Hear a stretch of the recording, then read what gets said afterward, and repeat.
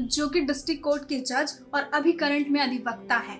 और वो अपनी फिटनेस को लेकर इतने कॉन्शियस, इतने क्रेजी हैं कि वो आज युवाओं के लिए प्रेरणा का स्रोत है।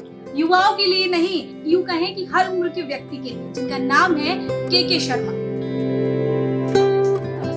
नमस्ते अनुपमा जी, आइए please sit down. Thank you. जैसा कि सर आज की लोगों की जो लाइफ है वो काफ़ी बिजी हो गई है, तो लोगों के एक्सक्यूज होते हैं कि भाग दौड़ भरी जिंदगी में हम अपने लिए टाइम नहीं दे पाते हैं। और आप एक जज होने के साथ साथ अपनी फिटनेस पे इतना ध्यान देते हैं, तो इसके लिए आप लोगों को क्या कहना चाहेंगे? जज तो मैं 2018 में रिटायर हो गया था, उसके बाद से वकालत कर रहा हूँ। जज से भी ज्यादा काम इसमें वकालत में करना पड़ता है। और ये तो लोगों का मिथक है कि टाइम नहीं मिलता। टाइम खूब मिलता है लोगों को।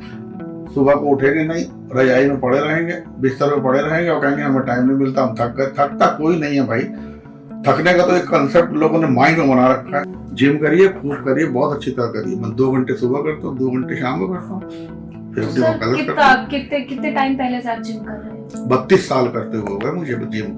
32 साल से मैं जिम कर रहा हूँ। मतलब जो आप अपने प्रोफेशन में थे, ये उससे भी पहले मतलब होता है लोग रिटायरमेंट के बाद सोचते हैं कि अब अपनी थोड़ी सी चिल वाली लाइफ जिएंगे, अपने ऊपर ध्यान देंगे, लेकिन आप इस टाइम भी काम कर रहे हैं। मेरा तो अनुसिंह, मैं जज था तो मेरे से लोग कुछ हाई कोर्ट भी, मेरे साथी भी कुछ वो रखते थे, एशिया भी रखते थे। कहते थे कि यार के शर्मा का एक ट्रक में जिम जाता है, एक ट्रक में सामान जाता है। तो मेरा तो जिम घर में रहा, बंगले में रहा। जो बैठक होती थी मैं उसे जिम बना लेता था और पूरा जिम था मेरे पास। तो मेरा तो इस हद तक मैंने जिम करा है। तो इसकी वजह से फैमिली में भी प्रॉब्लम्स हुई कि आप अपने इतना जिम फैमिली में होती है, ये तो सही बात करी, हर एक की फैमिली में होती है। लेकिन हाँ, मेरी पत्नी ने कॉम्प्रोमाइज कर लिया, खुद भी शुरू कर दिया gym. She is very nice in doing gym. तो आपने उन्हें इंस्पायर कर दिया। आप इंस्पायर हुए? पत्नी को कौन इंस्पायर कर सकता है? सुप्रीम कोर्ट के जज भी नहीं कर सकता, लेकिन हाँ शायद मैंने करा। लेकिन एक बात ये भी बहुत बड़ा सवाल है कि एक जज होने के साथ, जिसमें आपको बहुत पढ़ना पड़ता है, बहुत स्टडी होती है, इतना कुछ करने के बाद भी आप जिम के लिए टाइम निकालते हैं और आप जिम दोनों टाइम करते हैं, तो इसको कैसे मैनेज करते हैं? मैनेज इससे करते हैं कि हमने एक टैक्टिक्स बनाई हुई थी। जज था, मैं 26 टैक्टिक्स बनाई थी। मैंने प्रधानमंत्री अवार्ड योजना निकली थी अच्छे सिविल सर्वेंट के लिए, गवर्नमेंट सर्वेंट के लिए, कि जिसने ज्यादा काम किया, अच्छा काम किया है, वो अपनी रिपोर्ट दे। मैंने रिपोर्ट भेजी, प्रधानमंत्री ऑफिस में भेजी भी थी। मैंने कैलकुलेट कर रखा था। मैं 3 बजे रात को, आज तक अपने जीवन में नहीं सोया 3 बजे से पहले सुबह। सब पूरी फाइलें पढ़ के जाता था मैं, और एडवोकेट से यही कहता था यहाँ से बताइए, मुझे पूरी अपील नहीं सुननी। जो जिसमें 4 घंटे लगते थे 10 मिनट में अपील में बहस हो जाती थी। ये तरीके से काम करने के, है ना। और घर पे बुला के स्टेनो को देता था मैं, और मेरा रिकॉर्ड है। मेरे से ज्यादा किसी ने हाईकोर्ट में, किसी ने डिस्ट्रिक्ट जज में काम किया तो कहते ढूंढ के ला दे।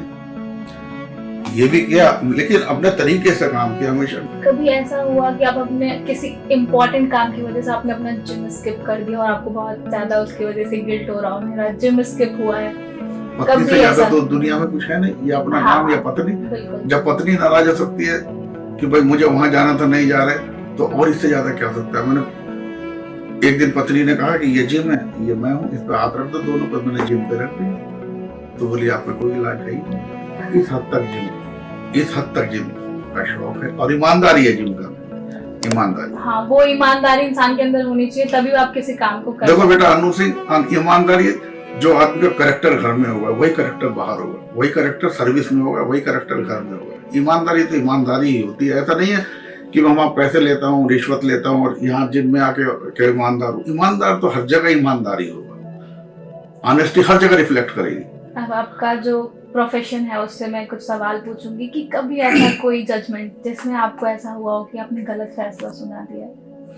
गलत तो देखो, सुप्रीम कोर्ट भी कहता है, सुप्रीम कोर्ट कहता है कि ऐसा नहीं है कि हमारा जजमेंट सही है। हमारा जजमेंट सिर्फ इसलिए सही है कि हम लास्ट हैं, हमारे ऊपर अपील नहीं है। तो हर एक से गलती होती है, लेकिन मुझे किसी बात का रियलाइजेशन नहीं कि मैंने कभी गलत किया। अगर हमारी अपनी तरफ से गलत हो गया तो ऊपर सही करने वाले बैठे। आपके बारे में एक और बात सुनी है कि आप दिलीप साहब के बहुत बड़े फैन हैं। हालांकि आप उनका अंश भी आपके अंदर देखने को मिलता है, कहें तो आप उनकी जिंदगी को जीते हैं। तो उनके बारे में मतलब किस चीज ने उनकी कौन सी ऐसी चीज है जिसने आपको इंस्पायर किया? Natural acting. दिलीप साहब से पहले लोग रामलीला की तरह पिक्चरों में काम करते थे। तो आपका एक्टिंग में भी इंटरेस्ट था पहले कभी ऐसा? था, लेकिन हम इतने फाइनेंशियली स्ट्रांग नहीं थे और मम्मी पापा को कुछ पसंद नहीं था और कहते पढ़ो पढ़ो पढ़ो। जब दिलीप साहब को देखा तो वाकई में लगा कि यार एक इंसान है, वो इंसान भी अच्छे थे और एक्टर भी अच्छे थे। तो आप एक तरह से उन्हीं के नक्शे कदम पे मतलब एक्टिंग के मामले में या फिर और बहुत सी चीजें आप उनकी फॉलो करते हैं? सर्टेनली, ईमानदारी भी। बिल्कुल। और सुनो, अपनी पत्नी की ईमानदारी भी जो उनकी थी वो भी मेरे अंदर रिफ्लेक्ट है। पत्नी की ईमानदारी?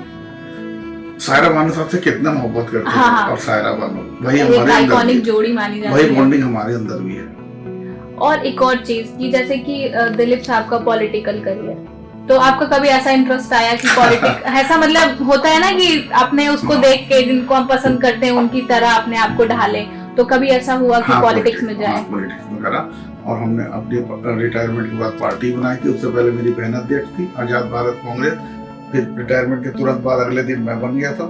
मैंने पदयात्रा करी 3 महीने की पूरे उत्तर प्रदेश की, लेकिन फिर बाद में देखा भगवान ने जिस काम के लिए तुम्हें धरती भेजा उससे पहले करो, एडवोकेसी करके लोगों की भलाई करो, गरीब लोग हैं उनकी सहायता करो। कुछ पॉलिटिकल माहौल ऐसा हो गया था कि हमने कहा इसमें हम चल नहीं पाएंगे। then I diverted myself और मैं फिर प्रोफेशन में आया। 3 महीने बाद ही रिटायरमेंट। अगर आप दिलीप साहब से कभी मिले, आप तो मिल नहीं सकते, लेकिन अगर मिलते तो उनको ऐसा क्या कहते जो आप उन्हें कहना चाहते, कौन सा मैसेज देना चाहते? अगर किसी के थ्रू आपको उन्हें मैसेज दिलवाना हो? उनके पैरों में गिरते और मैसेज क्या होता है, यही चाहते कि आपको ज्यादा कभी मिले आप? नहीं, कभी नहीं, कभी कोशिश नहीं की आपने मिलने की? नहीं पाया। जब हम पढ़ते उड़ते थे तब भी मिलने की कोशिश नहीं करी, नहीं मिल पाए। और ना मिलना जरूरी नहीं है, जिससे आप प्रेरणा लेते हैं। लेकिन उनको बहुत अच्छा लगता ना कि आप उनके इतने बड़े फैन हैं इस प्रोफेशन में होने के बाद, और जज होने के बावजूद आपके फिल्मों में इतना और हमारी तो बिटिया कोई औकात ही नहीं थी हम उनसे मिल सके। उनसे तो अच्छे लोग मिलके डिमोरलाइज हो जाते थे। हम तो अपनी औकात ही नहीं समझते थे उनसे मिलने की, अब भी नहीं समझते जिंदा होते तो। लेकिन हाँ, दिलीप साहब भी थे। अभी भी आप फिल्में देखते हैं? तो आपको क्या लगता है कौन सा एक्टर उनकी इस एक्टिंग की उसको आगे लेके जा सकता है? दिलीप साहब को बराबर ना कोई हुआ ना होगा, कोई नहीं हो सकता। फिर मैं अपने वापस सवाल पे आ जाती हूँ कि आप हमारे युवाओं के लिए एक इंस्पिरेशन है, युवाओं के हर उम्र के इंसान के लिए, कि आप अपने प्रोफेशन के साथ साथ आप फिजिकली भी बहुत फिट हैं, तो उनको क्या मैसेज देना चाहेंगे? युवाओं को यही मैसेज दूंगा, जिम ही करिए, बहुत अच्छा जिम, बहुत अच्छा खेल है अपनी बॉडी को तंदुरुस्त रखने के लिए। हाँ, खर्चा तो है, महंगा स्पोर्ट्स है जिम।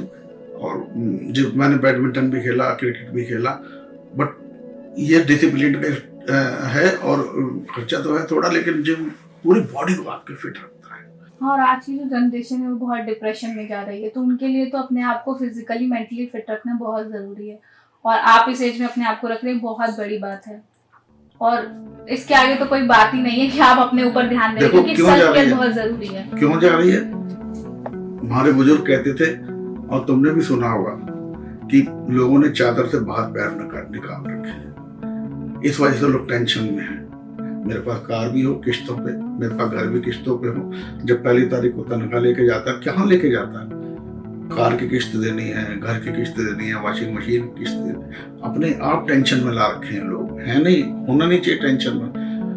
बहुत गरीब लोग खुश है, झोंपड़ी वाले भी खुश हैं। हम अपने आप को टेंशन में ला रखे हैं, बिला वजह ला रखे हैं टेंशन, चादर से बहर पार फंसा रहे हैं बस। हाँ, सोशल मीडिया पे आप नहीं हैं, बाकी जो दुनिया वर्चुअली है आप उसके बारे में बिल्कुल अवेयर है ही नहीं, तो एक ये भी वजह हो सकती है आपके मेंटली फिट रहने की, क्योंकि जो आज का टाइम है वो हो गया वर्चुअल। सोशल मीडिया की वजह से लोग और ज्यादा परेशान होने लगे, एक दूसरे को देख के मतलब ये होता है कि सामने वाले के पास ये चीज है तो मेरे पास भी होनी चाहिए, और की चाह एक दूसरे को देख के बढ़ गई है। आप सोशल मीडिया पे नहीं है तो आपका जो मेंटली जो अपना बैलेंस करके चीजों को रखते हैं, जैसे आपके कोई जज हैं, दोस्त हैं, उनको देख के ऐसा होता है इनके पास ये है तो मेरे पास भी होनी चाहिए, ऐसी चीजें। बच्चों ने पढ़ना छोड़ दिया, पुरानी किताबें, हमारे पूर्वज टाइप की किताबें नहीं है, महान लोगों को पढ़ते नहीं है, कंप्यूटर खोलते हैं। गांधी जी पे एक सवाल आया तो कंप्यूटर खोला, नेट पे देख लिया। उनका इतिहास पढ़िए, जवाहरलाल नेहरू का इतिहास पढ़िए, पुराने लोग का इतिहास पढ़िए, हमारे पूर्वज पढ़िए। किताबें पुरानी वो सब बंद हो चुकी है इस वजह से। और उनके दिमाग में क्या रहता है, बच्चों के दिमाग पता है क्या है, जो 13, 14, 15 में 2013-15 में जो बच्चा 9-10 साल का था वो आज 18-19 साल का हो गया। उसके दिमाग में सिर्फ ये है कि जो फॉर्च्यूनर में चल रहा है, जिसके बीच 4-5 बंदूक वाले, यही नेता है, जमीन वाला नेता नहीं है। दिमाग में ये बैठ चुका है उनके कि नेता ऐसे होते हैं। उन्होंने ना जवाहरलाल नेहरू पढ़े, ना गांधी जी पढ़े। मैं तो कहूँगा हर पार्टी के लोग, कहता हूँ राम मनोहर लोहिया नहीं पढ़े, उन्होंने जयप्रकाश नारायण नहीं पढ़े, उन्होंने समाजवाद नहीं पढ़ा उन्होंने।